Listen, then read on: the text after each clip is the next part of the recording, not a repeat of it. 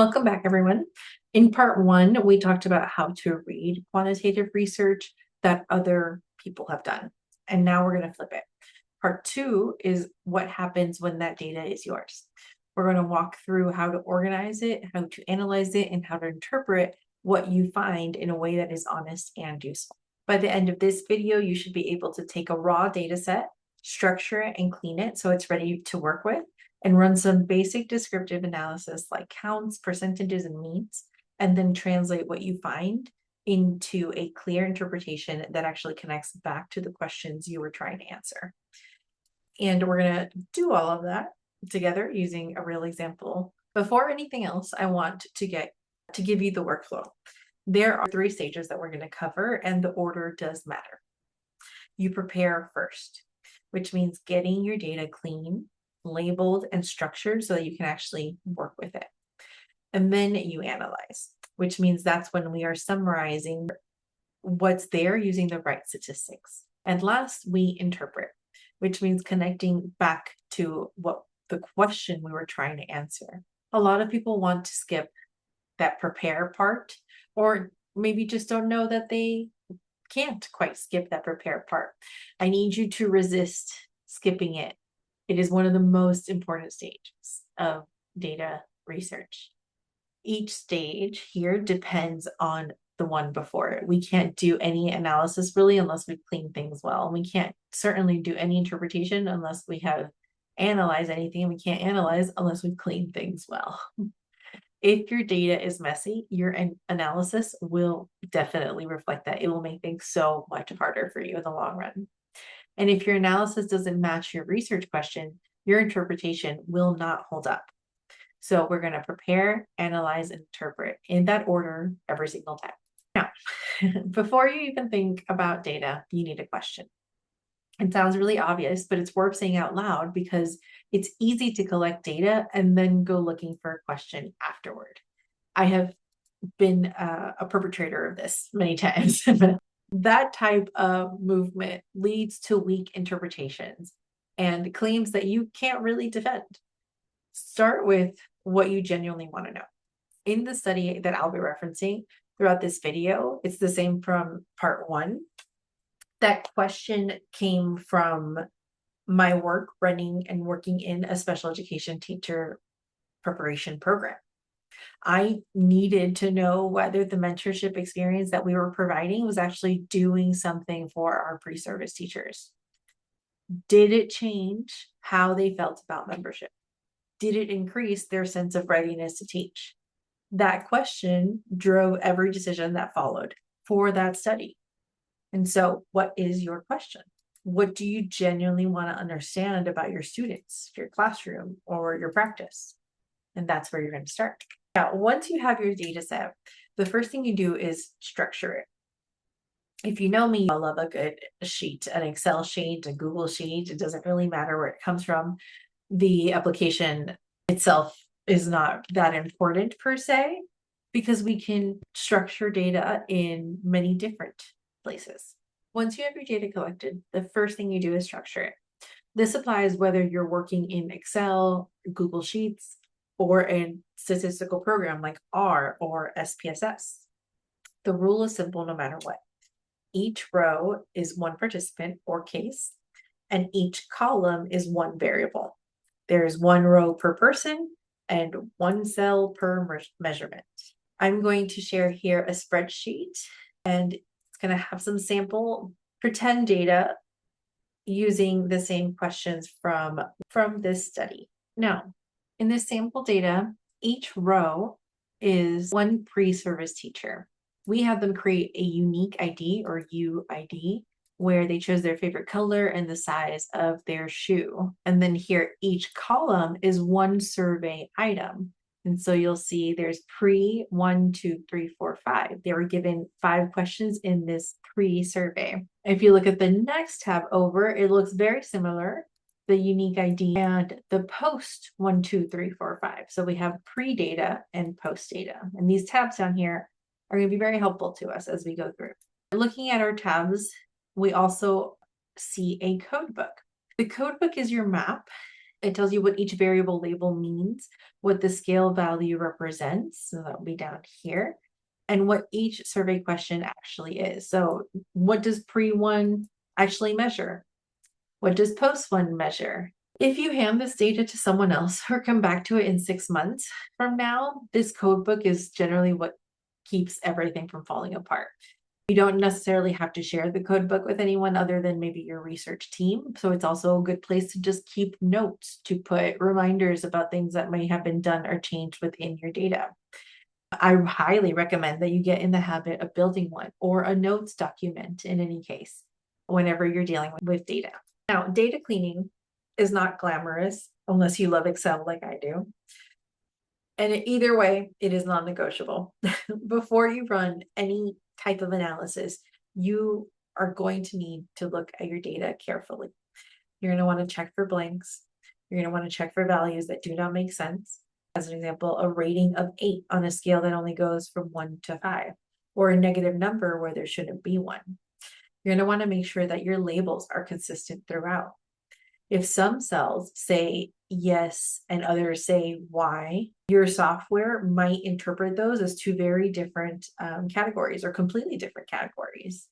So you need to make sure that there are consistencies in that manner as well. Going back to our test data set here, we are looking at the pre-survey raw tab. We're going to take a look at what this data here is showing. This is what data looks like when it comes straight out of a survey tool. So for this study, the participants were asked 5 questions before they engage in a mentorship experience. And again, we can see what those questions are in the code book.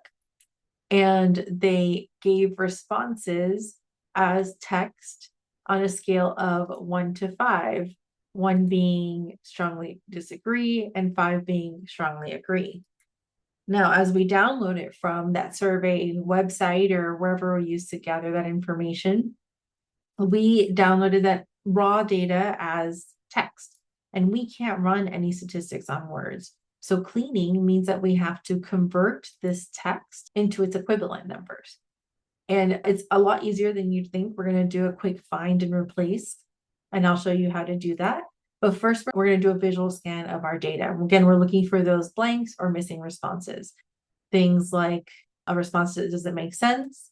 And you'll see here, I highlighted one under pre-3 for the participant Silver 9. They had a strongly disagree, but there's a misspelling. It's 3 E's. And so we're going to need to fix that, no problem. And what I also find is that there are 2 participants that have the exact same unique ID, and that certainly can't be correct. So what I would do in this situation, compare it to what is in the post survey. And here we'll see that it's actually a person who's blue 6 and the person who's blue 6.5. There likely is a typo. What I would want to do personally is go back to the original survey data and make sure I confirm that that is what was originally put in. We're going to make that fix here. But now that we have fixed we did a visual sweep, we looked at the data, we made sure everything looks good. We're going to do a real quick find and replace to make these text into numbers. And one of the easiest ways to do that is a find and replace. So I'm going to highlight these where the text is, and I'm going to do a Control F. And that's going to do a control, just find text within. But I want more than that. So I'm going to click those 3 buttons on the side, and that takes me to a find and replace. And what I'm going to do, referring to that code book that we had, is change first all the strongly disagrees to the number 1. I'm going to go back there. We're going to go strongly disagree. And we're going to first see if that's how we wrote it. 2 capitals, strongly disagree.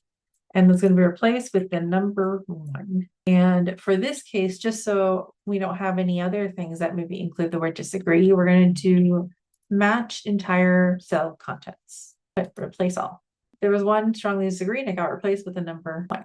Now I'm just going to do disagree, and that one gets replaced with the number 2. I'm going to copy this one, neither disagree or agree is going to be number 3. Then agree, we're going to change to 4, and strongly agree, we're going to change to 5. And there we have it. That's our table converted over. If we go into the cleaned tab, you'll see all of our data here converted to numbers and cleaned, ready to analyze. And for the post. You'll also see that the participant ID has been changed to be even more generic. So instead of the unique ID, because that is how we have it on our side, we only need to represent it as 1 through 10 to anyone else who might look at this data in the future, because we don't ever want to potentially identify any participants. Now, once your data is clean, you need to decide how to summarize it. And the right summary depends on what kind of variable you have. If you're looking at categorical data, things like a yes or no response or grade levels or credential type, you summarize most likely with counts or ends and percentages. How many people said yes? What proportion is that out of the whole? If you're looking at scaled data, and that is things like responses on a scale of 1 to 5 or numerical responses or numerical scores, you are more likely to summarize your data using means and standard deviations. The means tell you the typical response, and the standard deviation tells you how spread out those responses were. A small standard deviation means most people responded similarly, and a large standard deviation means that there was a lot of variation within that response. In our case, all 5 survey items are on a 1 to 5 scale. So that means that we're going to be looking at means and standard deviation. And those are the right choices for us in that situation. The question to ask yourself every time is simply, what kind of variable is this? The answer tells you how to summarize what you have. So let's actually run the descriptives. We're going to calculate 4 things: frequencies, percentages, means, and standard deviations. We're going to start with frequencies and percentages because they give you a real quick read on distribution before you calculate anything else. In our data, we're using the cleaned tab here, and we want to see how many participants scored a 4 or a 5, meaning that they agree or strongly agree to the pre-questions, and then how many participants scored a 4 or 5 in the post questions. And we can do that really quickly on Google Sheets, meaning we can also do it for free without having to pay for statistical software. And we're going to start off with first just total, how many people in the pre scored a 4 or a 5. And to do that, it's actually quite simple. We're going to use some formulas here, and you can always Google these. They're really quick and easy, and also Google Sheets has a lot of support in using them as well. So the first, I select the cell that I want the answer to come in, and I'm going to start putting in this formula. I'm going to write it again down here, and it's select count if. And what I'm asking is for Google Sheets to count if any of these numbers of this range that I selected, we're going to put a comma, is equal to a response of 4, and then we're going to then put a plus. That's the first thing we're going to ask it, and then we're going to ask if it can also count anything within that same range, comma, is equal to the number 5, and enter. And that is going to give us our total, and that's 24. And then very simply, we want to convert that total to a percent. The percentage here is easy. We know that all we need to do is see that out of 24, we're dividing by the total number of responses collected. If I go down to the little bottom right here, I can see Google Sheets has a couple different options. And for this one, I just want the count. Sometimes though, it's really helpful to get some of this other information. It does it for you. For instance, average, and we'll see that in a second. So count, there's 50 responses collected, and we had 24 of them be either a score of 4 or 5. So I'm going to make a quick formula and just say equal signs, divide 24 by 50, and that gives us 0.48. And just to make that a percentage, you can also multiply this by 100. So we can add to it and say multiply by 100. That would be a 48%. Or we can go back to the original and just click the percent formatting up here, and then we'll get 48%. Now for the mean, you'll see that there are some options. You can definitely just select and hold and come down to our right-hand side, and we get the average or the mean. It's 3.36. You can also calculate that straight on Google Sheets. In the exact same way, we're going to go equal sign. We're going to write average because that's the formula we need. And we're just going to highlight all the areas that we are including as to what we want to score for an average and enter. And that gives us a mean of 3.36. And we'll do the exact same thing for standard deviation. And that is equal standard dev. So STDEV, we will highlight the range of numbers we want. And what we get is a quite large number. You can come up to the formatting to decrease the decimal places. I usually go 2 decimals over. And that is how we ended up with these numbers. So looking at this here, simply, we're just going to compare how many participants scored 4 or 5 in pre-assessment, and then how many participants gave a score of 4 or 5 in the post. Overall, we see nearly double amount of people from the post scoring a 4 or 5. And that goes from 48% to 88%. So already an upward trend. That's our first pattern. We got an upward trend. The mean score and the standard deviation is also showing this pattern going up. We do see that the standard deviation changes quite a bit here. In our data, the standard deviation at pre is around 0.98, 0.96, and at post, it drops to around 0.7. That smaller standard deviation at post tells us something useful. Not only did the average go up, participants became more consistent in their responses. So less spread and higher scores. This is why we always want to report the mean and the standard deviation together. A mean without a standard deviation is an incomplete picture. Now, we know that descriptive statistics will describe our sample. They'll tell us exactly what happened. Before we move forward, we're also going to calculate the overall average for mentor benefit at the pre and post per participant. So if we look at our code book real quick, we can see here that all of the questions for the post also fit into this category of mentor benefit. That is the big composite area, the big main area umbrella that we are currently looking at with just these 5 pre and post questions for our 10 participants. So we're going to go back to our clean tab here. And which means that while I find this information down here about how many overall scored high, pre and post, we also need to see per participant how that fared out. So to do that, pretty simple. We created 2 new columns, one for pre-average. So we're going to average across scores across the participants. And to do that, we're going to use that same average formula. So equals average, open parentheses, and you'll see that Google Sheets always suggests for you, and it's going to suggest everything because it doesn't know what we're trying to do just yet. But we are going to adjust that to only include the variables from pre, and so that's pre-1 through pre-5. And so equals average and enter. And so if we did it once, we can just hold that and drag it down, and it will auto-populate all the other participants across for the pre. And we'll do that exact same work, but for the post, we will use the post scores only per participant. And you'll see suggested autofill, which is great. Now, the descriptive statistics will describe your sample, and that tells you a lot of information. They will tell you what happened. Inferential statistics, on the other hand, help you ask a harder question. Is what I observed likely to be real, or could it be just chance? In our example, we saw the same 10 people measured at 2 time points. This is exactly the setup needed for a paired samples t-test.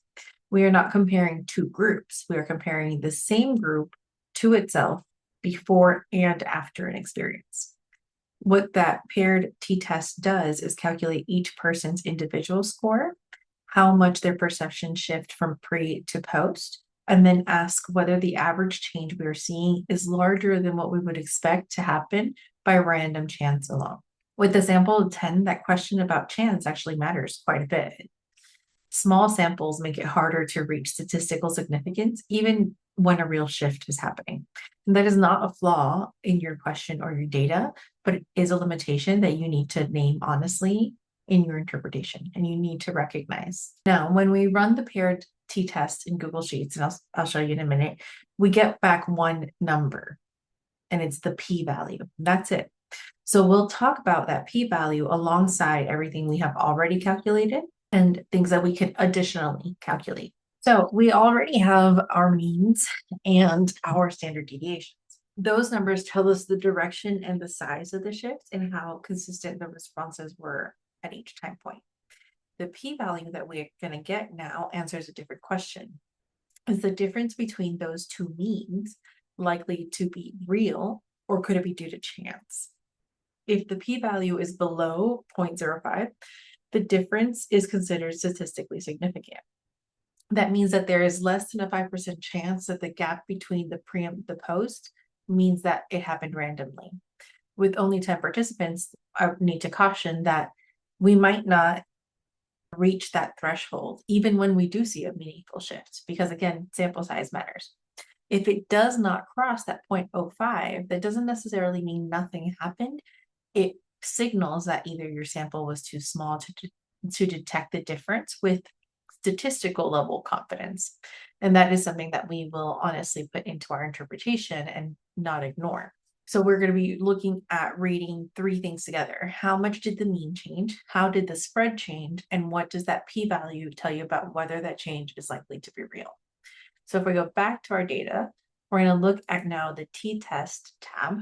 And I put in our participant ID and those pre and post average scores. And all I did here was, and all we're going to do here is run this t-test. And we'll do it together actually from the beginning. So equals t-test. So it's literally just equals t-test. And the first thing to do, all right, so we're going to put equals t-test, and it'll open up parentheses for us. And we're going to select all the 10 values in our pre. And we're going to put in a comma, and then we're going to select all the 10 values in our post. We're going to put in a comma. We're going to put the number 2, comma, we're going to put the number 1, close parentheses, and before I press enter, I want to explain what these numbers mean, the 2 and the 1, because they're pretty important and they do matter. The 2 is referring to the number of tails.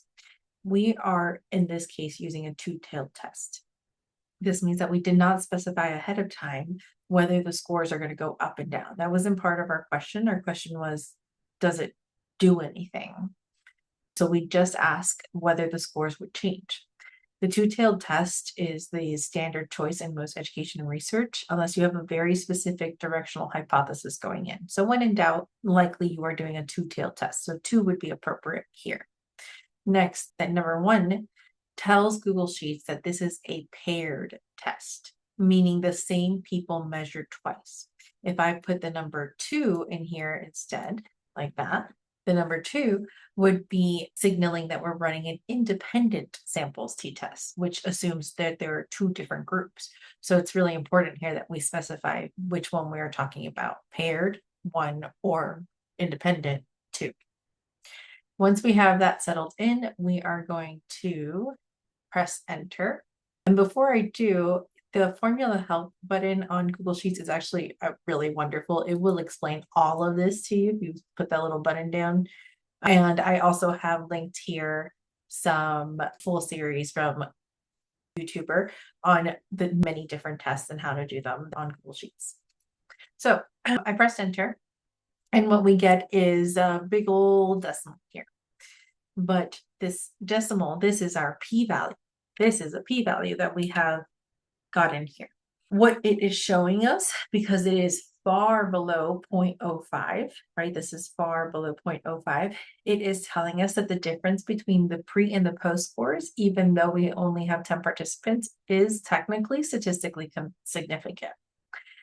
Combined with what we know about the mean increase from 3.36 to 4.38. What's interesting here is that our standard deviation actually grew. We would have maybe expected to see, based on the analysis we did, just the raw scores in the cleaned data just a few minutes ago. What I calculated here was the mean and the standard deviation for the averaged scores.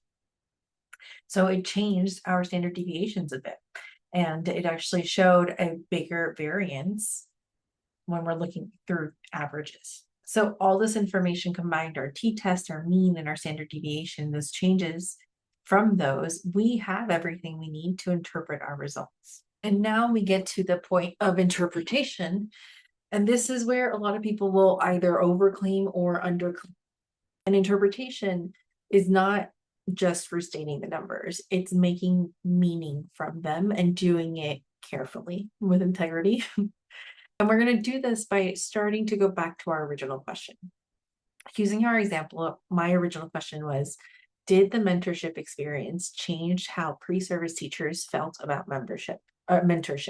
Then we're going to state what the pattern actually shows in plain language. And this is for us that perceptions of mentor benefit increased from pre to post across nearly all participants. After that, we're going to add the context.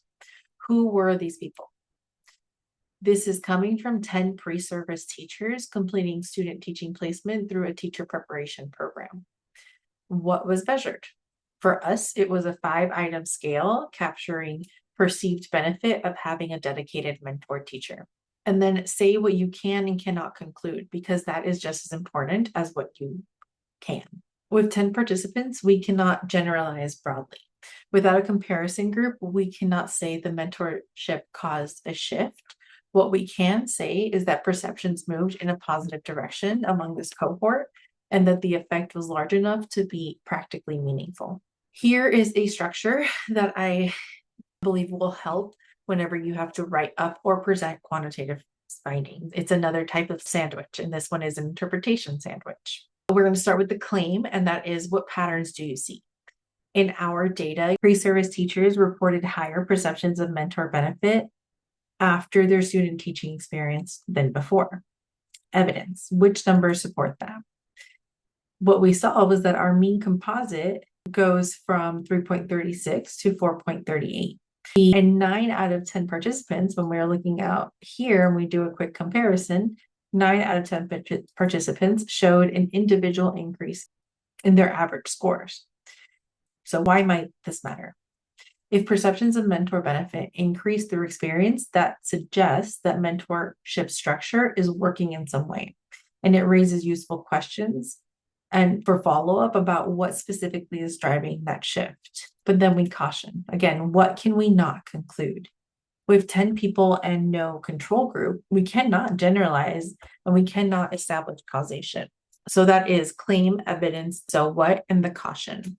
That structure works for a 2-page program evaluation, a conference presentation, and so many things in between. I hope it helps you to use it when you are interpreting data yourself. And so we're going to end this in a way that it's hopefully practically useful. I want to end with this because I think it's the most practically useful thing I can say. You do not need a grant or a research team to ask meaningful questions about your own practice. The kind of data we worked on in this example, though pretend, was built from a real survey that we gave student teachers. And that survey was done because we questioned, does this work? We weren't ready to start asking what about it works, why it works, how do you feel about it? We weren't all over the place yet. We just needed to know, does it work? According to the students in it, does it work? That was the first question to ask. And that's the kind of data we were looking at to begin with. It is a short pre and post survey. It was given to people in our program. It can be given to others in the classroom or different classroom settings. Something very simple like that yields a lot more information than one can really imagine at the very beginning. It is something that an educator will come to recognize and analyze. And usually when we're doing it, we have a specific purpose. We're looking for something specific. But when you think about the possibility, you'll see that it might lend itself to a lot more. If you're not really sure what to do with what you have, first assess what you have available. Think about what you already collect and have access to. Assessment scores before and after an instructional unit. We have survey responses from students and families, attendance or behavioral data that you collect on a daily, regular, semester basis. We have ratings from a self-reflection tool that you already use, student feedback, student notes. Any of these can become the foundation of very real inquiry if you start with a question and then you structure how you're going to get that data to answer that question. And once you have it, we clean that data carefully.